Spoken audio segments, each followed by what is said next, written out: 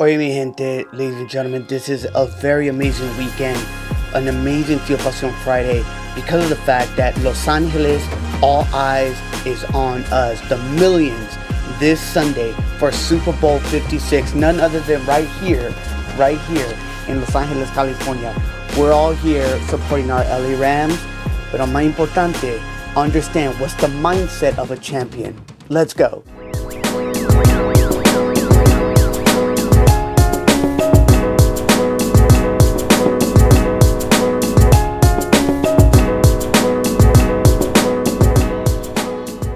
What is up, ladies and gentlemen? Hola, ¿qué tal? This is Noan El Boricua. Super excited, un honor on this weekend to just understand that this is a crazy look. If any of you guys have been in LA for this past week, leading up to this weekend, it has been amazing. And I think I think for me, it's just something that's always special. And for many of those that have ever hosted events at the magnitude of this level, uno entiende que it's just something that's really amazing and understanding to know that there's so much work within the community, so much work within just influencers, celebrity, lo que sea, you name it. You know what I'm saying? But once again, shout out to the NFL, just kind of really doing a great work and allowing Los Angeles to be able to host it. And once again, Fuel Pasión Podcast, what is it all about? We're all about conexiones. We're about faith y cultura. I kind of flipped it back on you guys. And I asked you guys, like, what does it take to have a championship mindset? So I was really thinking about this, and there was a great article that I had a chance to read where it actually challenges us to understand kind of this neutral thinking, algo neutral, and that's the word, neutral. And I think it's like, how do we approach and understand that to be a champion, we need to utilize our mind as much. Yogi Berra said, right? The game is 90%, is 10% physical, 90% mental. And I think a lot of times we don't really understand that. I want to give credits to this article that is the reason why I kind of want to share this, because it really made me think. I was kind of going through and I was like, man, what's something that I could really dig into that would make sense for us to be able to share? And really, Trevor Moawad, or Moawad, my apologies, wrote an article, I want to say about a year or 2 years ago, and he was working on being this brain conditioning coach. And he had studied for quite amount of time of understanding what it takes for our best athletes, which that includes our NFL athletes. And it was crazy because really the reference that I'm going to give you guys is with Russell Wilson. And Russell Wilson said the following quote: "My mind is one of the best attributes. I want to enhance it." And that's exactly what they did in the past when they've won, and so many people. But I think what I love about Trevor is that he really challenges us, and this is, mi reto, my challenge to each and every one of you, is how do we understand the importance of neutral thinking? Now, I want to read this. As neutral thinking is a performance strategy and emphasizes judgment-free thinking, especially in crisis of high-pressure situations. He goes on, to fully master it, you must practice quitando, stripping away, like the bulls and biases. And eso no es fácil. It's not that easy. But in order for us, no matter in what area and arena that we are in, we need to understand that we need to do this work. And I think for me, there are so many more biases in the world. When we think about confirmation bias, selection bias, negativity, gender, optimism, pessimistic bias. Oye, la lista sigue, sigue, sigue, sigue. But we need to understand that one of the hardest ones, one of the hardest biases, is the privilege of the past. Yes, el pasado. That is one of the hardest ones because we give too much importance of looking back versus understanding what's in front of you and what lies ahead. Whew. All right, so let's go into this. Going back to Trevor's article, he was like, they've asked him, about Russell Wilson, the quarterback of the Seattle Seahawks. Like, yo, how do you feel when you know you're down by halftime? And one of the things that Wilson said, quote, "You don't think about it. I just don't." He goes on to say, "I think about one play at a time. Let's go. Let's keep going. That's how we all think. That's how we're able to win." I think for me, there's like three states. And the first one is what already happened, what is happening, and what will happen. Now, the contributor speaks about like Wilson doesn't disregard the past. If anything, he understands like, yo, I see it, but I'm gonna stay neutral. Me voy a quedar neutral aquí. He understands the awareness of the past, but he's grounded in the present, and he's focused on putting all of his energy into the next play. Yo, shout out to Tom Brady, the GOAT. Really, I want to say one of the GOATs of all sports because of the fact that he has that same mentality. Many of you guys know or don't know that he says, if I am not going to give my best, if I am not mentally optimal in my performance and the work that I need to do in order to lead my team, it's best that he just steps away. And I think for me, it's really understanding his mindset of how to work harder. So I think when we think about neutral thinking, it does require kind of staying clear of your feelings. And yo, it's easier said than done, especially for me. And maybe you're one of those people that you can kind of steer clear of your feelings, but that's hard. But yet, I think one of the things is, and I'm going to quote Trevor, it says, you can apply this strategy to the workplace. Let's say you hate your boss.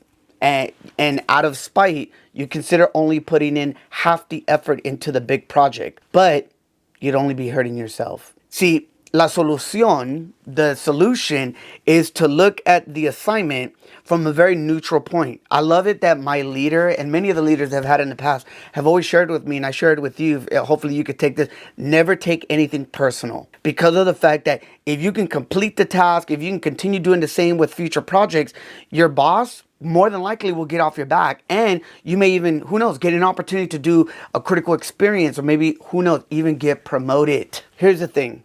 In order to really understand this, and there's other factors of having a championship mindset, but I think understanding this neutral thinking, again, be aware of the past, be grounded in the present, and acknowledge and get ready for the next play in life. I think that we need to know things happen in life a lot of times.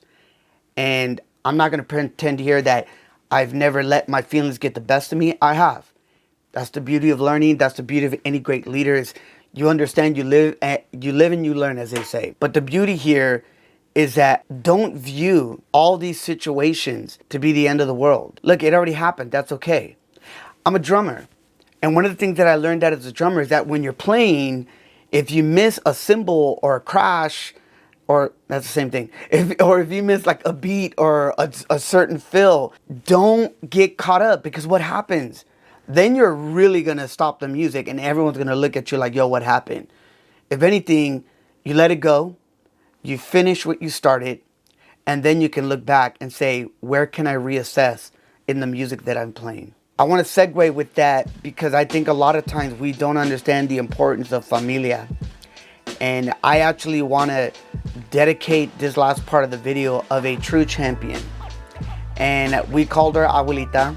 And I really want to dedicate this to the Gomez family.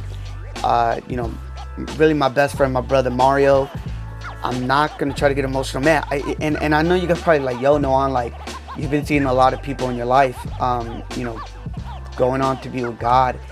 And yeah, it's unfortunate. We lost a good woman. I think we don't understand how important she was. My friend Mario always says that she was the patriarch of the family. She was the glue that put everybody together. She was the one that enjoyed, dressing up and enjoying her grandkids and great-grandkids. It was someone who really had her faith in God. And I want to say thank you to her. And I'm going to try to keep this as neutral and not get caught. But I just want to say thank you, Abuelita.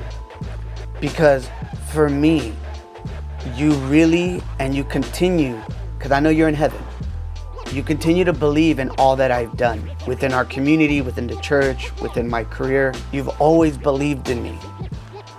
Mario and I were sharing how one day she was concerned about me, and she gave me like money to have un desayuno, like some breakfast. And it was funny because Mario gives me like a $50 bill, and I was like, $50, what the heck, And what's interesting that with all like transparency, I didn't eat breakfast. But what I did do is we treated our kids, this is like last year, we treated our kids to be able to just, within our youth group here at the church, to just have some drinks. Nobody had to pay nothing because women like her and men don't come along often.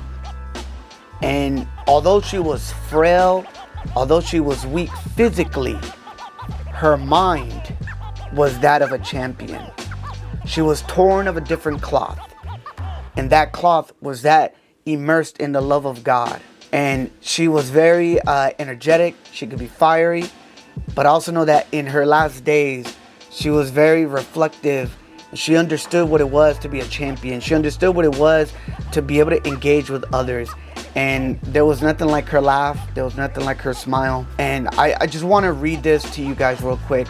And hopefully it makes sense to be able to wrap this up. In the Bible, there's a story that we know that Jesus always gave this narrative that he was not going to be here forever, that his time was limited, and that he was going to move on. But as we know, when we have family and friends that make such an impact that we never want them to leave. But one of the things we know is that in the case of Jesus, death would come, but the beauty was that resurrection would follow. And I think the same thing remains in the narrative of in the case of, like, really when we think of Abuelita, this Christian faith. And we know that life will always follow death.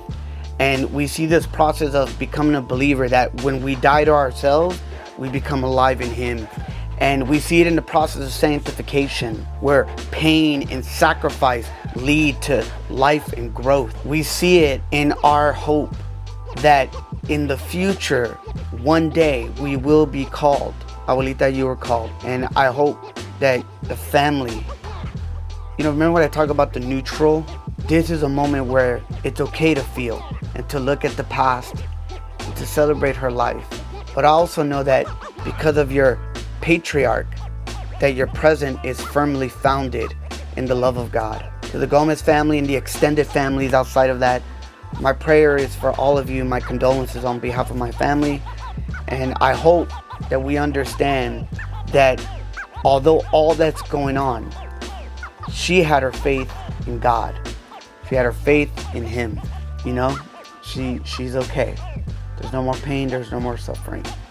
So with that being said, I want to say thank you guys so much. And, good luck to the best of both teams. As much as I want the Rams to not leave, but win, I also know that the Bengals are 100% valid contenders, because I have always believed in young people and young talent. Don't be surprised when they can outplay a veteran team. So I'm excited for this Sunday, but more importantly, I hope you guys can reflect and understand how to approach yourself as a champion, as a neutral thinker.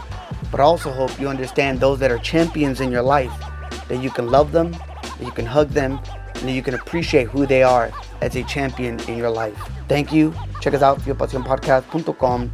Y como siempre, la cultura, nuestra fe en conexiones. Como dice mi abuelita, que Dios te bendiga.